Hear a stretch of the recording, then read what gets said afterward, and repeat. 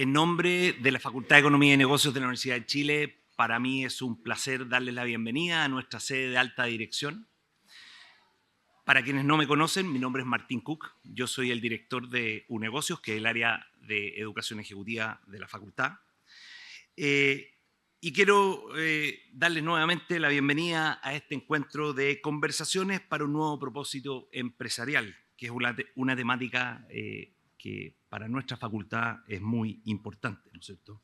También quiero aprovechar la oportunidad de agradecer a todos quienes nos acompañan de manera virtual.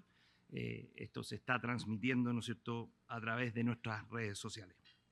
Bueno, este espacio nace de nuestra convicción de que las empresas hoy día no solo tienen una gran oportunidad, estamos convencidos que la sustentabilidad, ¿no es cierto?, no solamente es un rol regulatorio, sino que también una excelente oportunidad de negocio. Y también la responsabilidad de combinar el beneficio económico necesario de la actividad empresarial con también el beneficio social y el beneficio al progreso del ser humano. Esta actividad ha sido organizada, ¿no es cierto?, por el Observatorio de Sostenibilidad del Departamento de Administración de la Facultad de Economía y Negocios de la Universidad de Chile, dirigido por Reinalina Chavarri, y con el apoyo de Movistar Empresas, que comparte nuestra visión de la importancia que tienen estos espacios de reflexión y diálogo sobre el rol que cumplen las empresas y las organizaciones en nuestro país. Entonces, para dar inicio a esta jornada, ¿no es cierto?, donde tenemos un gran invitado, quiero invitar a Eugenio Castro, el gerente de Movistar Empresas, que nos va a dar también su bienvenida.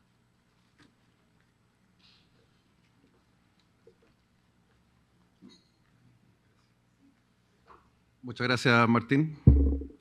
Bienvenido a todos, muy buenos días.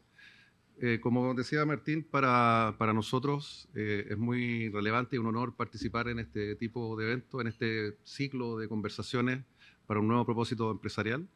Esto dice relación con el desafío que tenemos todas las empresas o los rubros empresariales, corporativos principalmente, para unirnos a las universidades en torno a estas conversaciones más formales o estructuradas que dicen relación cómo nos pensamos un país distinto, un país mejor.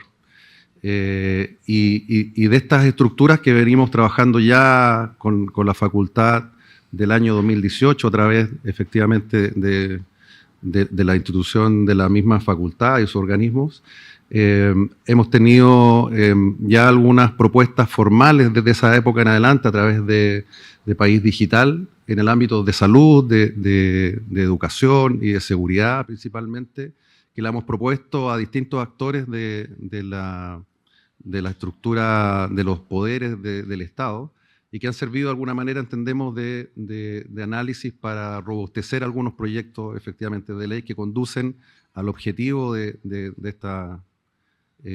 estas conversaciones o a este propósito empresarial. Así que les doy la bienvenida en nombre de Movistar Empresa, les agradezco su presencia, agradezco también a la Facultad de Economía y Negocios de la Universidad de Chile de ser anfitriones y recibirnos en vuestra casa con este lindo desayuno, este lindo escenario que tenemos todos nosotros.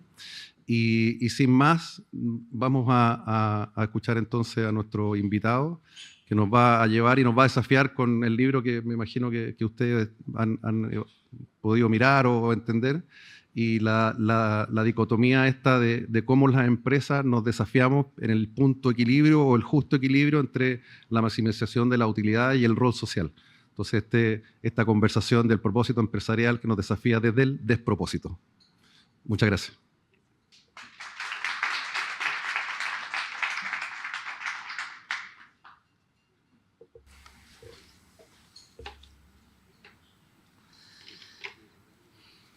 Muchas gracias, Eugenio, por tus palabras.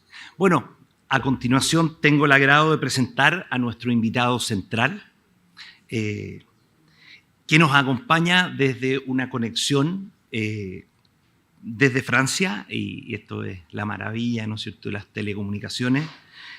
Juan Ignacio Izaguirre, lo voy a presentar, él es ingeniero civil, posee un MBA de la Escuela de Negocios de Harvard y un máster en Administración Pública de la misma escuela, de la Escuela de Gobierno de la misma universidad, ¿no es cierto? Ha cumplido numerosas funciones públicas y privadas, entre las cuales destaco su desempeño como jefe de gabinete del presidente Sebastián Piñera entre 2010 y 2011.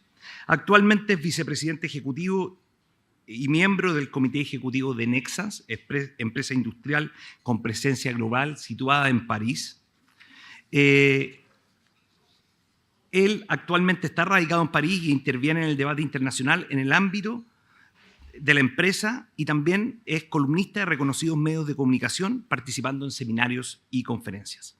Hoy nos viene a presentar su libro El despropósito, una obra que nos invita a cuestionar y repensar el propósito empresarial en un mundo que exige sostenibilidad, ética y una visión de largo plazo, que siempre es muy necesaria. También quiero hacer una invitación a todos ustedes. Va a haber una sesión de preguntas y respuestas con Juan Ignacio, entonces hay un código QR disponible en la sala para que puedan hacerle sus preguntas. Veo que ya tenemos a Juan Ignacio, así que Juan Ignacio, te doy la más cordial bienvenida. Buenas tardes para ti en París, así que adelante. Buenos días por allá. Gracias, Martín. Martín, ¿el sonido está bien? ¿La proyección está bien? ¿Un chequeo técnico antes de partir? ¿Todo ok? No tengo audio de la sala, así que asumo que sí. Asumo que sí. Afinando el audio.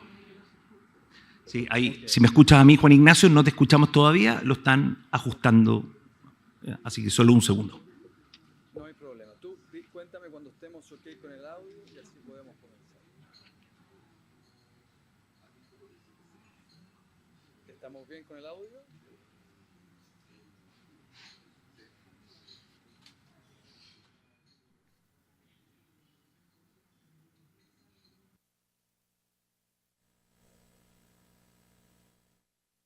¿Aló? ¿Me escuchan bien ahora?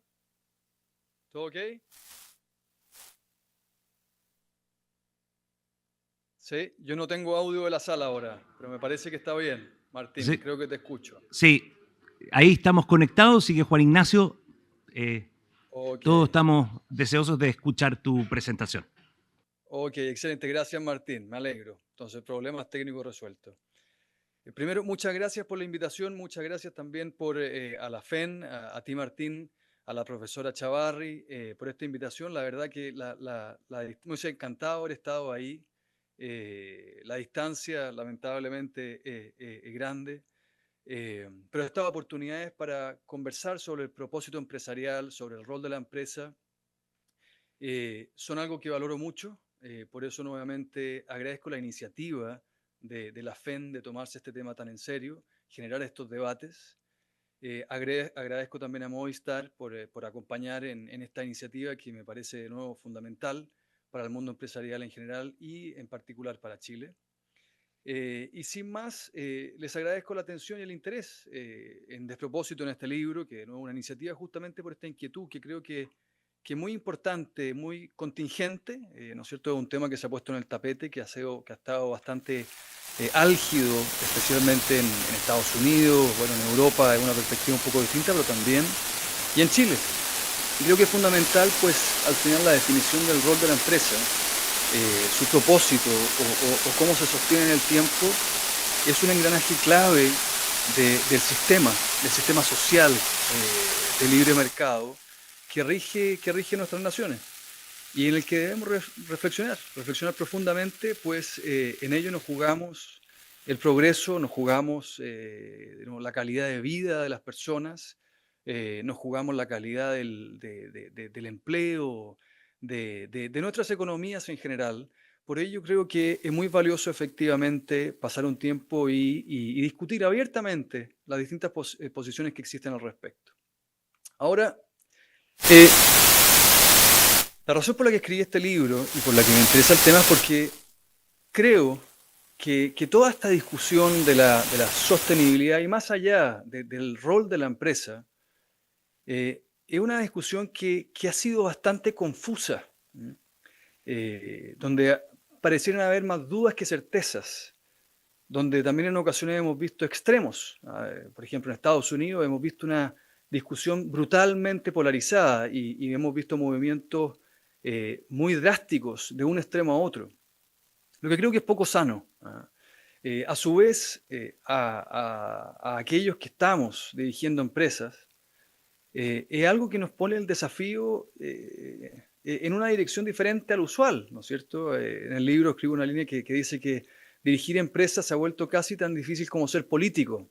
O sea, antes o siempre ha sido manejar empresas bastante directo. Me acuerdo cuando trabajaba en el gobierno, la agenda es siempre menos clara. Hay muchos elementos, a diferencia de la empresa donde generalmente un producto, un presupuesto, una ejecución, una estrategia. Sin embargo, en este nuevo entorno, aquella linealidad del rol de la empresa se ha vuelto muy difusa, lo que hace que nuestro trabajo se haya vuelto más complejo. El The Economist, ¿cierto? Sacó una portada hace poco en donde mostraban, era curioso ver, pero justamente mostraban a un CEO siendo tironeado en distintas direcciones, lo que justamente grafica esta dificultad de eh, dónde encontrar el balance, cómo hallarse justamente en el justo medio o de nuevo en la decisión correcta hacia dónde dirigir la empresa. Una manera de verlo que me planteo en el libro es que se ha dado en general, más allá de la empresa, en la sociedad, una profunda crisis de legitimidad. ¿Ya? De legitimidad que ha afectado sin duda al mundo político, ¿ah? El Congreso, los gobiernos, las instituciones tradicionales, ¿no es cierto? Han sufrido brutalmente esta crisis de legitimidad, lo que ha hecho que las personas, la sociedad, se haya volcado a buscar nuevos liderazgos. Y ahí están justamente las empresas. Las empresas son cercanas, tienen productos que afectan la vida de las personas en el día a día, en donde sus líderes han comenzado a estar cada vez más en la palestra, muchas veces tironeados porque se les piden cosas, hay problemas que no han sido resueltos. Y son estos incumbentes que son eh, clientes, empleados, muchísimos los empleados, eh, las comunidades, los reguladores, los políticos, y han empezado a pedir a las empresas cosas que antes no eran usuales. Y ahí hemos visto que ha sucedido que muchos líderes, CEOs o presidentes de compañía, se han metido en áreas que la verdad llama la atención, desde temas del cambio climático, de la desigualdad social, pero incluso temas geopolíticos. Hemos visto empresas manifestarse o pronunciarse sobre el conflicto árabe-israelí que ha derivado en una guerra brutal. Hay un caso muy claro de Unilever, ¿cierto? Que Unilever tiene una filial de helados, cuyo CEO, como parte de su identidad, dijo que iba a dejar de vender helados en los territorios ocupados de Palestina, creando un grave conflicto en la empresa, lo que hizo que al final uno de los inversionistas principales haya llamado al gerente general de Unilever, le haya llamado la atención y dice, ¿qué se cree usted venir a meterse en este tema? No tiene ningún ámbito. Y en este tironeo hemos visto múltiples situaciones de ese tipo. Y de nuevo con muchas veces justas razones, pero muchas veces con razones que tienen poco que ver al verdadero rol de la empresa, haciendo nuevamente muy difícil ese rol empresarial. ¿Qué hacer? ¿Cómo aclarar este debate, esta tensión? Se ha llevado mucho de nuevo, un poco la simplificación, diría yo, de este debate en base a la propuesta de Milton Friedman, ¿no es cierto? Que es muy antigua. Milton Friedman propone esto por escrito por primera vez en su libro Capitalismo y Libertad, Capitalism and Freedom, que publicó al principio de los años 60 y luego publica en los años 70 un artículo en el New York Times que habla y es muy controversial a la época, en donde dice la frase que todos conocemos, ¿cierto? Que el único rol social de la empresa es incrementar, ojo, es incrementar lo que él dice, no maximizar, incrementar sus utilidades manteniéndose dentro de las reglas del juego. Y por otro lado, se ha graficado mucho en Larry Fink, ¿cierto? Que es el chairman y CEO de BlackRock, que es la principal administradora de fondos del mundo, más de 10 trillones de dólares administrados, que él en 2019 fue una de las voces que lideraron este movimiento, y él propuso que las empresas, todos los años él publica una carta a los CEOs, él dijo, las empresas tienen que tener un propósito, ¿cierto? Siguió con las cartas diciendo que climate risk es investment risk, siendo muy vocal respecto a homogenizar los indicadores ESG. Habló directamente diciendo que iba a votar en contra de los CEOs que no mostraran un verdadero compromiso con las iniciativas ESG, y fue un promotor de todo este movimiento, lo que por lo demás también fue bastante controversial, llevando, por ejemplo, a tener conflictos con Texas, el estado de Texas, que puso entre sus listas negras de compañía a BlackRock, diciendo que nuestros fondos de pensiones de Texas no pueden tener vínculo con BlackRock porque estos tipos están atacando nuestra industria del petróleo. Pero en fin, el debate se ha algo simplificado en estos dos polos, que me parece que es una sobresimplificación a lo que realmente es. Pero más, antes de entrar en eso, en aquellos dos polos, a veces se ha caído en lo que me gusta llamar despropósitos, y que es el contenido del libro en una parte, porque el libro se pregunta o explora todo aquel debate, de dónde viene, cuál es la progresión histórica. Este debate ya sucedió abiertamente en los 60s y 70s, que fue cuando Milton Friedman hizo su propuesta. En los 60 había una mirada en todo lo que fue el periodo tras el New Deal de los 30, donde se hablaba de la empresa como un ente social, ¿no es cierto? Y alguna vez en el libro menciono en que el Harvard Business Review, justamente publicada en aquella época, en los 60, que como era vergonzoso hablar de que las empresas tenían muy buenas utilidades y que los CEOs estaban casi que diciendo, no, yo soy muy innovador, soy muy tecnológico, soy muy socialmente bueno.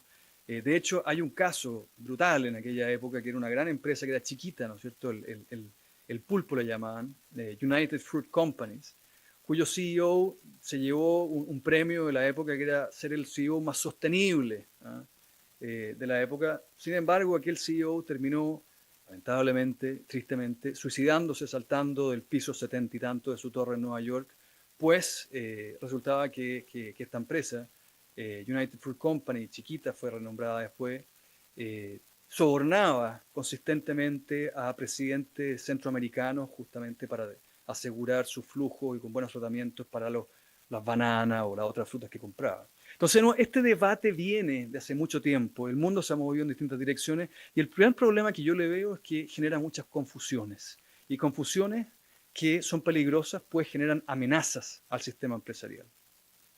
Y ahí yo clasifico primero 3 amenazas importantes que considero peligrosas y que creo importante identificar. La primera de ellas tiene que ver con lo que me gusta llamar el maniqueísmo empresarial. ¿Qué es el maniqueísmo empresarial? Es esta iniciativa de catalogar a las empresas como buenas y malas. Yo soy una empresa sostenible. Esa empresa no es sostenible. Yo soy una empresa verde. Ustedes son una empresa sucia. Esto es muy peligroso, a mi parecer. Y es una iniciativa que existe, por un lado, en reguladores, por otro lado, dentro del mundo financiero, ¿no es cierto?, los administradores de fondos, y luego como iniciativas de la empresa.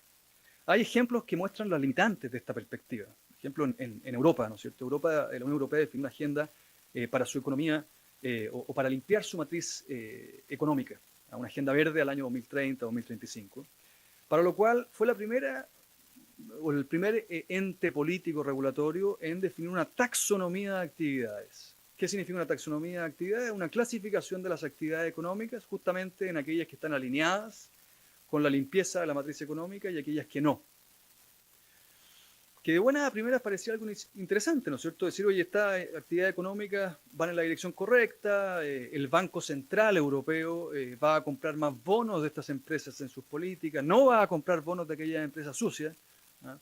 Los incentivos, los subsidios, etcétera, etcétera, etcétera.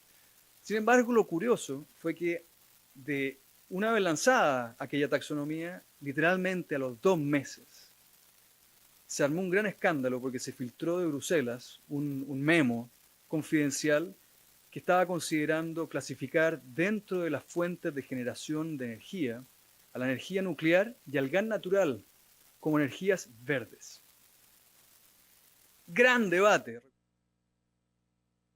europeo, el Partido Verde tiene mucho peso, tenía mucho peso, y en ello se empezó a generar un gran debate porque salieron todos los que estaban en contra de las centrales nucleares. Vale recordar que Alemania ha cerrado todas sus centrales nucleares por el Partido Verde. Y más aún, el gas natural, que es un combustible fósil, o sea, que genera emisiones de carbono, clasificarla como verde. La razón de aquella iniciativa, ese debate en el Parlamento Europeo, era que habían reconocido que sin la energía nuclear y sin el gas natural era virtualmente imposible mover la matriz energética, eléctrica, hacia el destino que Europa quería. Ello demuestra justamente la complejidad de clasificar las iniciativas o actividades económicas. Hay que hacerse cargo de la complejidad económica de todo esto. Lo mismo la minería. La paradoja es la minería siempre ha sido clasificada como una actividad sucia, ¿no es cierto? Pero sin cobre es imposible pensar en las energías renovables o en el auto eléctrico. Sabemos bien, hoy día el mundo consume 30 millones de toneladas de cobre. Y aquellas toneladas de cobre, 2/3 son de minería. El reciclaje también consume bastante emisiones y esos 30 millones de toneladas de cobre van a moverse a 45 o 50 debido a que las fuentes de energías renovables y la electrificación va a tener un consumo brutal de cobre. Para eso se necesita minería, que es una actividad sucia. Entonces, ¿queremos clasificarla como sucia para reducir su actividad? En fin, entienden el punto de aquella complejidad. La segunda gran amenaza, ¿no es cierto?, es la imposición centralizada de lo que parece ser la sostenibilidad. Esto para mí se ha materializado de alguna manera en el boom, y hoy día hay un poco un bust de lo que fueran los indicadores ESG, ¿no es cierto? Mi mirada es que cuando partió todo este debate subió como la espuma. Hay un gráfico que muestra la cantidad de veces que se menciona la palabra ESG en los llamados de inversionistas de las empresas listadas en Estados Unidos y sube como la espuma, es impresionante. Al año 2021 está, pero 2022, 2023, eso ha caído en casi 3/4, o sea, a 1/4 de lo que era antes. Pero en eso, varias empresas empezaron a decir, oye, ya, al parecer ser sustentable significa llenar una serie de indicadores que me están diciendo cuáles son. Bueno, esa es la ley, esa es la regla, ¿no es cierto? Parte de la paradoja fue que en los rankings ESG, las empresas tabacaleras subieron y han estado y siguen estando en la parte más arriba del rating. O sea, ahí hay una paradoja que dice, oye, seamos sostenibles, vamos a fumar ESG. En la medida que estemos fumando, estamos sosteniendo aquellas empresas tabacaleras que por lo demás contribuyen a las muertes tempranas de aproximadamente 8 millones de personas por las enfermedades que genera el tabaco, pero son las empresas más sustentables de acuerdo a estos indicadores. Entonces, nuevamente caemos en la paradoja de esta imposición y nos cuestionamos los indicadores ESG, ¿no es cierto?, que en su origen, de nuevo, son mediciones de riesgo, pero en su actualidad, en este boom, ¿no es cierto?, tienen una serie de complejidades. Parte de ello, los indicadores ESG viene de un manojo de agencias de rating, ¿no es cierto? Entre los 1.500, 2.000 indicadores, hay poca consistencia entre uno y otros, primero. Segundo, son indicadores no auditados. Tercero, las agencias que dan estos ratings al mismo tiempo venden los servicios para mejorar los ratings. De hecho, en Europa, debido a este conflicto de interés, se le ha comenzado a imponer a estas agencias que dividen su negocio de consultoría con su negocio de rating. Tercero, muchas veces hay cosas que en estos indicadores que tienen muy poco que ver con el negocio principal de la empresa. Entonces, empezamos a echarnos hacia atrás y empezamos a decir, "Oye, aquí vino alguien o por un fenómeno o por lo que sea, se empezó a generar una imposición de lo que era ser sostenible. Y muchas veces esto tiene un poco patas para arriba. Elon Musk, que está en esta foto, justamente él dijo, oye, la Marlboro, ¿no es cierto? Altria está en el top de sostenibilidad y Tesla, debido a que a mí no me interesa ninguna de estas cosas, estamos casi en lo más abajo. Cuando Tesla fue una de las empresas que probablemente aceleró en 10 años la carrera por el auto eléctrico, que es uno de los elementos fundamentales para la sostenibilidad de la matriz económica mundial. Entonces decía, estos indicadores ESG son diabólicos, en su forma controversial de catalogar sus opiniones. ¿Cómo lo hacemos entonces, no es cierto, en esta imposición centralizada? Vuelve a la pregunta. Pero antes de entrar en las soluciones, me gustaría hablar de la tercera gran o del tercer gran riesgo o problemática que se ha generado, que es el conflicto de interés, ¿no es cierto? El conflicto de interés es un tema muy recurrente, muy estudiado en las grandes empresas, ¿no es cierto? En el costo de agencia, ¿no es cierto? Que se habla, que diferencia los intereses del gerente, el administrador, el agente, y el dueño, el accionista, el principal, donde muchas veces no están alineados.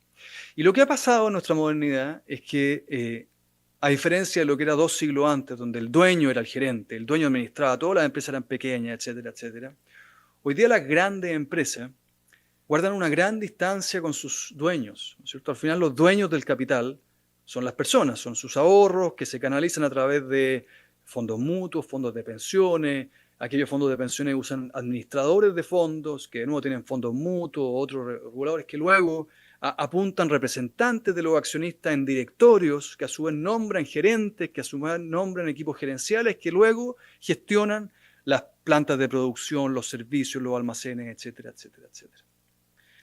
En esa gran separación entre la empresa y sus dueños, ¿no es cierto?, hay muchos conflictos de interés. Y el típico, o el nuevo, el que se ha estudiado infinitas veces entre el gerente y el dueño.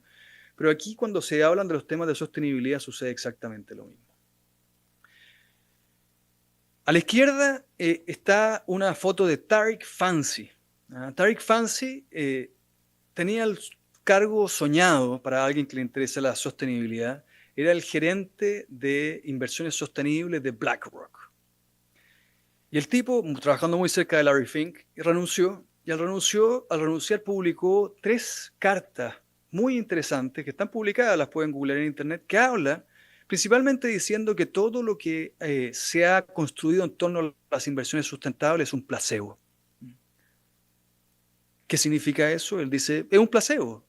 Nos hace sentir bien, nos hace sentir como que estuviésemos salvando el mundo, pero nada realmente está sucediendo. Es un juego de caretas. Ponemos indicadores, etcétera, etcétera, pero al final nada cambia mucho. Y él renuncia y se va muy frustrado.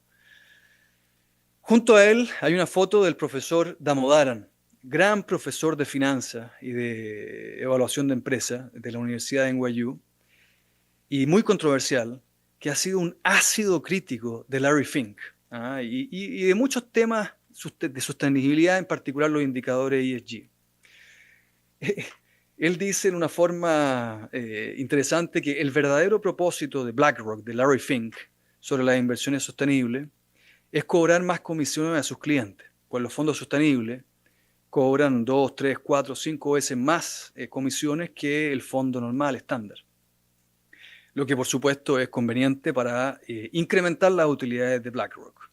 Y por otro lado, hace sentir bien a los fondos de pensiones, pues le pueden decir a sus pensionados que están trabajando en sostenibilidad, y por otro lado hace sentir bien a los gerentes de las empresas que están diciendo, oye, estamos mejorando nuestros indicadores ESG.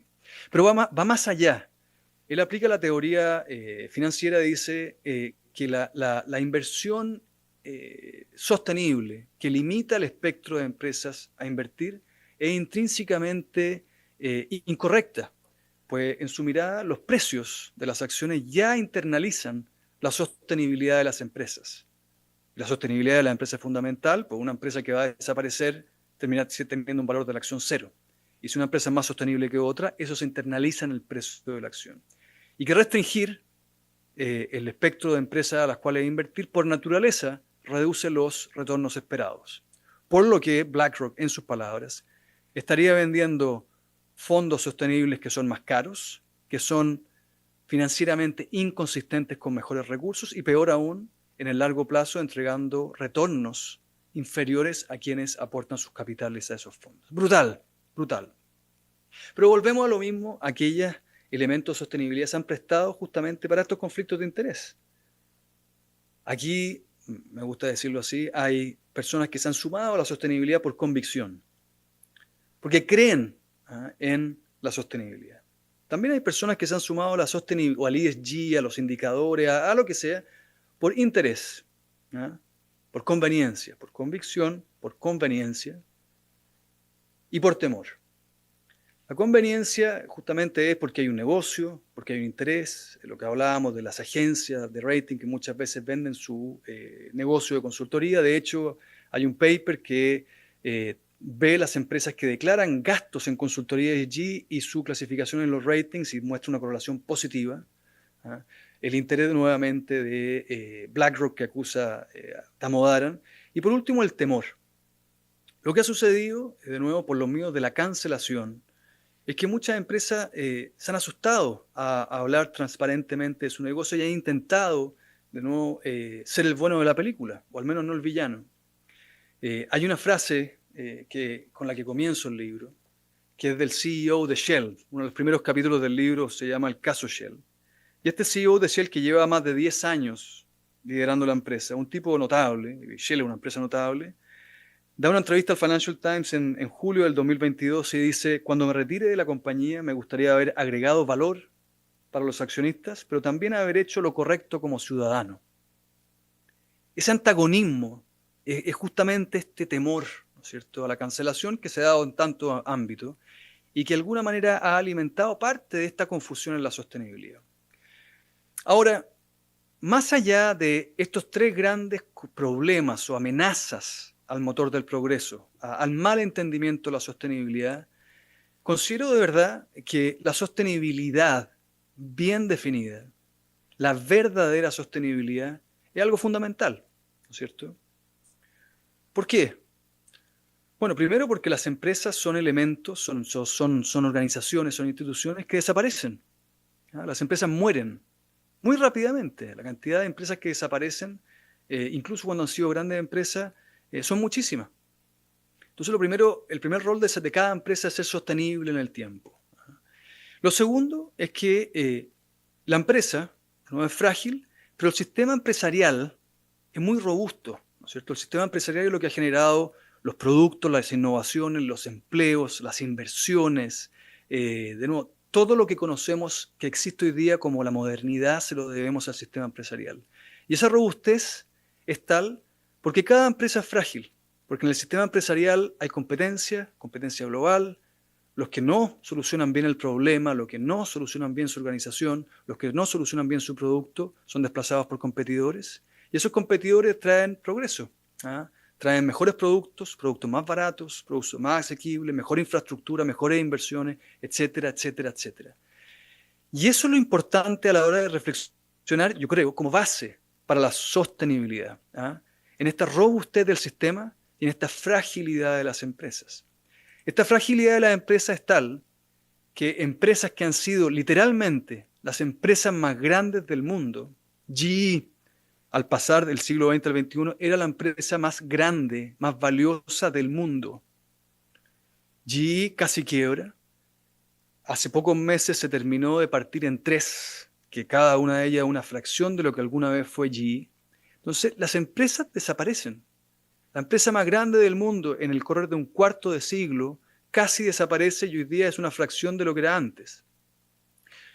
US Steel, la empresa más grande del mundo en el pasar del siglo XIX al siglo XX. Un gigante industrial de fines del siglo XIX, principios del siglo XX, acaba de ser comprada por una empresa japonesa por apenas unos pocos billions. Las empresas desaparecen. Y ello hace que nuevamente nos lleve a reflexionar seriamente sobre la sostenibilidad, porque que desaparezca una empresa, de nuevo, es algo que debe preocupar a cada uno de los líderes empresariales y hacer que reflexionen sobre la sostenibilidad de esa empresa en el tiempo. Por ello, muchas veces cuando vemos empresas familiares, vemos que piensan la sostenibilidad sobre el negocio a largo plazo, y las empresas muchas veces, digamos, con conflictos capturadas por el management, sin un dueño, están pensando en el corto plazo y son muchas veces ellas las que desaparecen. GE. Ahora, ¿cómo solucionar o cuál es la propuesta al pensar verdaderamente la sostenibilidad de esta forma? La propuesta es que la sostenibilidad no tiene una respuesta. No hay una sostenibilidad correcta, no hay una imposición, no hay un indicador ESG, no hay una empresa buena, limpia, verde, sino que la riqueza de la verdadera sostenibilidad está en reconocer de que hay múltiples propuestas empresariales, esa diversidad de propuestas, y que cada empresa tiene que reflexionar profundamente sobre el problema que soluciona la sociedad. Y si en su problema la sociedad considera que ser una empresa B es la manera de encontrar la mejor solución, bien por ello. Si considera que, de nuevo, hacer inversiones relevantes para hacer menores emisiones o hacer esfuerzos para traer mayor diversidad a su base de colaboradores es parte de su rol, por supuesto, bienvenido. Y si no, bueno, es una apuesta que tomará cada empresa, y quienes definirán si aquella apuesta es la correcta o no, van a ser las personas. Van a ser las personas, porque al final cada empresa, ¿cierto?, es sostenible porque sus clientes la hacen sostenible, porque sus empleados la hacen sostenible, porque sus proveedores la hacen sostenible, porque sus accionistas la hacen sostenible, porque sus comunidades la hacen sostenible. Y ahí viene el rol de la persona, de las personas, en donde cada uno de nosotros al final tomamos decisiones como empleados. ¿Para quién trabajamos? Como inversionistas, ¿qué fondo mutuo tomamos? ¿No es cierto? ¿O qué fondo de pensiones? ¿O qué acción compramos directamente? Como ciudadanos, ¿por qué político votamos para el tipo de regulación que existe? Como cliente. Y en ello, la apuesta de sostenibilidad de cada empresa se va a ir ajustando a lo que justamente la sociedad pide y no lo que alguien impone. Y ahí van a haber empresas que van a errar, van a haber empresas que van a ganar, y es justamente en ese ajuste lo que va a robustecer el sistema empresarial y le va a dar la sostenibilidad justamente al motor del progreso, por el cual realmente tenemos que reflejar la importancia de la sostenibilidad. Aquella es la propuesta del libro, eso es lo que Despropósito narra y que yo traté en media hora de contarles. Y eso es, nuevamente, al menos la reflexión que me ha llevado a tratar de aportar de esta manera y de provocar un debate que creo que es fundamental. Pues nuevamente no creo que haya una sola respuesta, y con ello termino esta exposición y los invito a, por favor, preguntar, debatir y seguir este debate que considero que es muy, muy importante.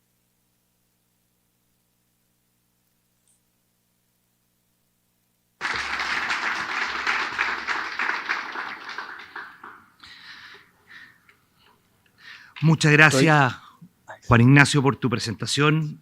Y sin duda abre nuevas perspectivas para pensar el rol del propósito y el rol de la empresa, especialmente en este momento donde tenemos distintas miradas, distintas formas de encauzar el progreso de la sociedad, no solo a nivel mundial, sino también en Latinoamérica también.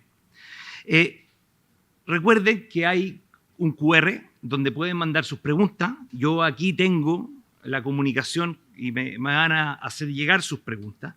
Así que yo los invito también a que se animen y pregunten. Sería si me pueden ayudar ahí en producción del QR, se lo agradezco mucho.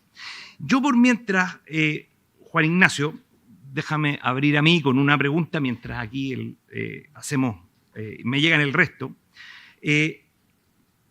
Efectivamente, hoy día, desde mi perspectiva, se ve un mundo concentrado en los extremos. Uno mira quizás Estados Unidos, el principal ejemplo, donde cuesta encontrar terrenos comunes, ¿no es cierto? Entonces, ¿qué riesgos enfrentan las empresas cuando tienen que hablarle a distintos segmentos de clientes, por llamarlo de cierta forma, y que tienen creencias distintas, y cómo evitan que el propósito no parezca genuino y que se convierta en despropósito, cuando le tienes que hablar transversalmente a personas que tienen pensamientos tan distintos y recetas para la sociedad tan distintas. Muy buena pregunta, Martínez. Efectivamente, yo creo que un tema que a mí me ha tocado personalmente en directorios o de nuevo en reuniones de gerentes, ¿debemos pronunciarnos a este tema o no? ¿No es cierto? Está en la palestra. Y yo creo que ahí, de nuevo, hemos visto casos súper icónicos, el de Disney, ¿no es cierto? Cuando Bob Chapek, el ex CEO, porque terminó siendo despedido, se metió con DeSantis en Florida, porque DeSantis tenía esta política, la ley que le llamaron no digas gay, que básicamente era no permitir que los profesores de kinder y de primero básico hablaran de género a los niños. Bob Chapek fue empujado por gran parte de sus empleados. Eso es interesante saber en el caso. Cuando esta ley estaba pasando por el Congreso de Florida, muchos de los empleados de Disney empezaron a escribir a Bob Chapek, a los líderes de Disney, diciendo, oye, esto no es posible. Disney tiene 70.000 empleados en Florida, ¿no es cierto? Tiene sus parques de diversión, ahí está Disney, ¿no es cierto? Y Bob Chapek inicialmente empezó a decir, no nos metamos, esto no voy a hablar. Y finalmente, cuando la ley pasó, él escribió a los empleados de Disney diciendo, ok, creo que tienen razón, voy a pronunciarme. Y él habló y dijo, ¿sabe qué? Esto nos parece incorrecto, esta ley no nos parece apropiada, ¿no es cierto? Y se pronunció públicamente, lo que fue un error brutal para Disney, hoy a la luz de lo que ha pasado en el tiempo, metió a Disney en un problema de relaciones públicas gigante, lo metió en un problema con Florida. DeSantis saltó a la palestra, fue un precandidato presidencial del Partido Republicano, y le dijo, oiga, señor Chapek, usted es una empresa global, me viene a hablar desde California. Aquí en Florida tenemos un Congreso elegido democráticamente, tenemos un gobernador elegido democráticamente, esta es una ley válida de acuerdo a la democracia. ¿Qué se viene a meter usted? Y peor aún, ¿sabe qué? Vamos a empezar a cuestionar los beneficios fiscales que le damos a sus parques de diversiones en Disney. Eso fue un error brutal. Empresas en Estados Unidos se han metido en temas tan peliagudos como la ley de aborto, ¿no es cierto? Se han tomado, y ahí hay un paper de una profesora de Columbia, que es re interesante, que analiza estos casos y que dice, esto es sumamente peligroso, pues cuando las empresas están empujadas por algunos incumbentes, pero muchas veces muy elocuentes o muy gritones, si uno lo así, cuando esa empresa se pronuncia, aquellos incumbentes, empleados o clientes, no quedan más contentos porque es lo que esperaban, pero ellos frustran a muchos otros que no están alineados con ellos. Por lo tanto, la selección de los temas en los que la empresa se mete a pronunciarse, a hablar, es una decisión muy, muy sensible en el directorio. Ahora, a mí me ha tocado, como decía antes, tener discusiones en directorio sobre estos temas.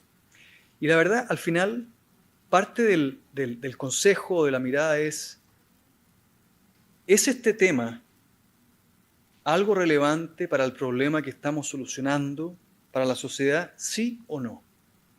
Entonces, por ejemplo, Disney. ¿Es el tema de la discusión de género en el pre-kinder o en primero básico algo relevante para la producción de películas de entretención familiar? ¿Sí o no? No creo, en mi opinión. Y ahí hay un error. En esto, me acuerdo Karen Tal, que estuvo en el lanzamiento del libro en Chile, me dio un dato interesante, que me dijo que muchos focus group que hacían en Chile, consistente con lo que decía la profesora de Columbia, hablaban justamente de lo que se espera de las empresas. Y que lo que se espera de las empresas es que se pronuncien, que hagan, que anuncien, son cosas que hagan que su servicio sea mejor. Entonces, por ejemplo, decirle a LAN Chile, oye, yo espero LAN Chile, o de LATAM, como se llama ahora, perdón, que el vuelo salga a la hora, que me traten bien, que la cancelación, no sé qué. Pero si LAN Chile me viene a hablar de, no tengo idea, los delfines del río Amazonas, me da lo mismo. Focus group. Entonces, en la selección de temas en los cuales una empresa debe opinar, meterse, etc., hay una responsabilidad y yo creo que una tingencia muy importante. Ahora, lo que tú mencionas, Martín, son los diferentes clientes. Yo creo que eso también es interesante, porque a veces hay temas de sostenibilidad que nos piden ciertos clientes, ¿no es cierto? No sé, los huevos de la gallinita feliz, no tengo idea. Oye, hay un mercado para eso. Y qué bien que hay un mercado para eso.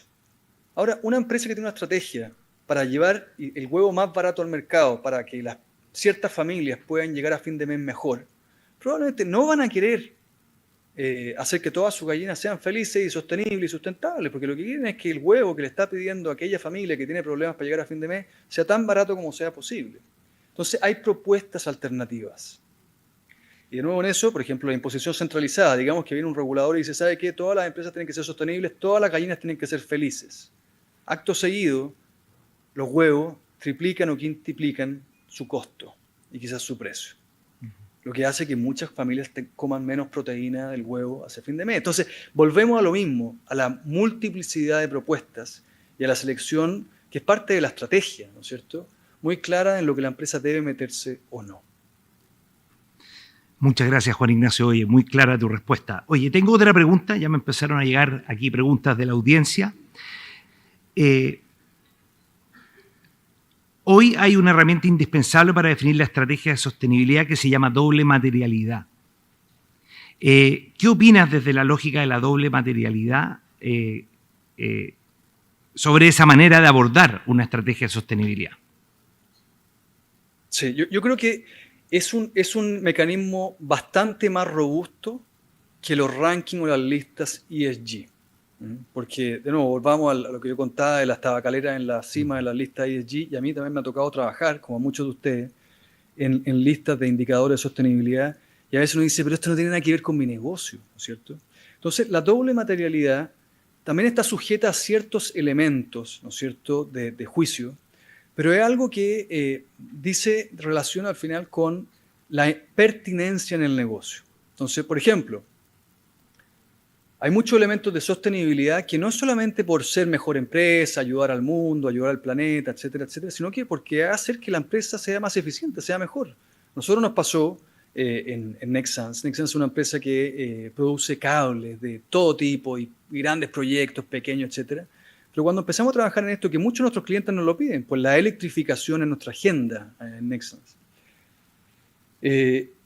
nos dimos cuenta de que grandes iniciativas para consumir menos gas, consumir menos agua, eficientar las rutas de transporte, no solamente hacían que la empresa fuese más limpia, sino que además hacían que la empresa sea más rentable. Y interesante, en Nexans teníamos más de 90 fábricas de producción en todo el mundo, y muchas veces se daba que aquellas plantas que eran más limpias, menos gas, menos agua, etcétera, etcétera, también eran aquellas plantas que eran más rentables, y que también eran aquellas plantas donde veíamos que el engagement, el grado de compenetración y compromiso de los empleados era el más alto. Y adivina qué, era que teníamos un gran gerente a cargo. Entonces, ese elemento de la doble materialidad es un mecanismo justamente para ver qué es lo relevante, ¿no es cierto?, en términos del riesgo, en términos del impacto. Una empresa la CCU, por ejemplo, que produce cerveza. CCU, yo creo que la otra vez leí que había bajado el consumo de agua por litro de cerveza a menos de un quinto o más aún. Espectacular por la sostenibilidad y espectacular por la productividad de CCU, ¿no es cierto? Ejemplos como eso, me parece que hay mucho, y la doble materialidad, de nuevo, me parece una mejor aproximación a aquellas cosas que muchas veces son demasiado generales y que suceden tantas veces en los rankings de sostenibilidad, en los múltiples indicadores, etcétera, etcétera, etcétera. Pero nuevamente sujeto a ciertos elementos de juicio. Muchas gracias por la pregunta y también por la clarísima respuesta y la perspectiva sobre la doble materialidad. Tengo otra pregunta acá. Tú terminabas tu reflexión señalando que la sostenibilidad de las empresas se sostiene, valga la redundancia, en las personas. ¿Cómo ves el rol de las áreas de recursos humanos, de capital humano, en este proceso?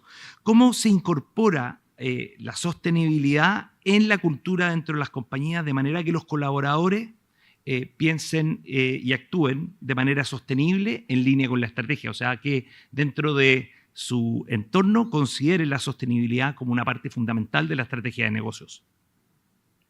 Yo creo que primero, sin duda, todas las personas definen la sostenibilidad y ahora cuando va al área de recursos humanos, los empleados, los colaboradores de la empresa son un incumbente muy importante, ¿no es cierto? Y hemos visto que efectivamente las generaciones más jóvenes buscan muchas veces en la empresa, en lo que hace la empresa, parte de su identidad, ¿cierto? Parte del diagnóstico es que las grandes fuentes de identidad que existían en el siglo XX, las religiones, las naciones, etcétera, han perdido base o importancia. Y hoy día la gente está un poco perdida en su identidad, en el sentido de su vida, y muchísimas veces se lo pide a la empresa. Y eso es interesante, pues, por un lado genera una oportunidad a la empresa para alinear lo que piden empleados, ¿no es cierto? Y cuando una empresa quiere ser más competitiva, crear un sentido por el cual uno trabaja es algo que puede motivar más a aquella fuente empresarial. Sin embargo, nuevamente, hay que ser sumamente claro con la sostenibilidad en sus múltiples dimensiones. Déjame ponerlo de esta manera. Tesla, ¿no es cierto? Oye, un ingeniero que que cree firmemente en la transición energética, probablemente va a estar sumamente motivado y es muy fácil para Tesla decirle vamos a trabajar en la transición energética, ¿cierto? Y eso para alguien de recursos humanos, para motivar un empleado que quiera trabajar duro por ello, es fácil. Pero la verdad, hoy, año 2025, el impacto de un ingeniero en la Volkswagen trabajando en la disminución de emisiones de un motor de combustión interna, probablemente puede tener un impacto ambiental muchísimo más grande del que puede tener Tesla en el mediano plazo. Entonces volvemos a lo mismo. No hay una sostenibilidad verde o sucia. Hay un entendimiento de que la matriz económica es sumamente compleja, de que muchas labores son muy valiosas. En el extremo, ¿no es cierto? Elon Musk, de nuevo, siendo controversial y apuntando cuando hablaba de que los ESG eran métricas diabólicas, él dice, debemos entender de que trabajar duro por las necesidades de nuestros hermanos humanos, ¿no es cierto? O camaradas humanos, es profundamente bueno moralmente. Porque al trabajar estamos generando un producto o un servicio que alguien necesita. Entonces cuando viene alguien y me dice, oye, tú estás haciendo una pega sucia, trabajáis para una empresa petrolera, él dice, eso es diabólico. Es una sobresimplificación, es una estupidización del sistema, es una cancelación. Entonces, a la área de recursos humanos hay que, de nuevo, pensar qué es lo que hace esa empresa. ¿Qué es lo que realmente está proponiendo la sociedad? Y de acuerdo a ello, saber motivar, por supuesto, a sus empleados, etcétera, etcétera. Entonces, caer en la simplificación de que todas las empresas pueden ser Tesla, o de que, no sé, todas las empresas pueden ser Ørsted, o, no sé, no sé, Notco, si quieren, o lo que sea, una empresa que obviamente tenga un modelo disruptivo, de acuerdo a la novedad, no es lo correcto. Y de que gran parte del valor que se hace, incluso con las tecnologías antiguas, es profundamente valioso económicamente y moralmente. Oye, muchas gracias, Juan Ignacio. Oye, tengo excelentes preguntas acá. Lamentablemente el tiempo nos pilla, ¿no es cierto? Y te quiero hacer una última pregunta que me llegó acá en el chat. Bueno, luego de esta presentación que ha sido muy interesante y desde mi perspectiva muy llamada a la acción, bueno, ¿qué nos recomendaríamos que hiciéramos a las personas que estamos saliendo de este seminario, de este conversatorio, ¿no es cierto? ¿Cuáles deberían ser los pasos iniciales que deberíamos seguir para cuestionarnos nuestro propósito actual, saber si estamos en el propósito o en un despropósito? ¿Y cuáles deberían ser los pasos que deberíamos seguir para iniciar un camino hacia redefinir nuestro propósito si creemos que hemos caído en un despropósito? Excelente pregunta. Bueno, la primera es leer el libro. Lo digo con mi conflicto de interés para promover el debate, ¿no? Esta discusión de qué hacer, ¿no es cierto? Es una profunda porque, de nuevo, en la confusión, ¿qué es lo que yo he visto? En directorio o en equipos gerenciales, una posición es desdeñarlo, decir, oye, esta cuestión del propósito es una estupidez, una cuestión de marketing, es una... Y chao. Y si uno se desengancha, no existe. Y otros que empiezan, oye, tenemos que salvar el mundo, seamos Naciones Unidas, y a veces uno se mete a páginas web de empresas y uno cree que está realmente en las Naciones Unidas, ¿ah? Y que tienen, vamos a solucionar la pobreza mundial, vamos a solucionar la desigualdad mundial. Yo creo que esos dos son elementos profundamente erróneos y equivocados. Ahora, ¿cómo partir? Una empresa, las empresas, ¿qué son? Las empresas son, al final, un cúmulo de capital, ¿ah? Y una organización de personas. Y que se inician porque al hacerlo solucionan una necesidad muy específica de la sociedad, de las personas. El almacén de la esquina. ¿Cuál es el propósito del almacén de la esquina? ¿Qué es lo que hace? ¿Qué problema soluciona? Le trae muchas veces fruta, verdura, alimentos de conveniencia frescos o a las familias que viven alrededor. Oye, solucionan un tremendo problema. Como te falta, o sea, arroz, azúcar o necesitas una verdura y querías hacer tu vida más fácil, que llegar a la casa para ver a los niños, a la familia, te soluciona un tremendo problema. Ese es el propósito del almacén de la esquina. Una empresa que genera electricidad, ¿cuál es su propósito? Llevar electrones en el sistema eléctrico de manera, probablemente lo más importante, fiable, ¿ah? Continua, a las familias y a la matriz económica. ¿Cuál es el problema que la empresa soluciona?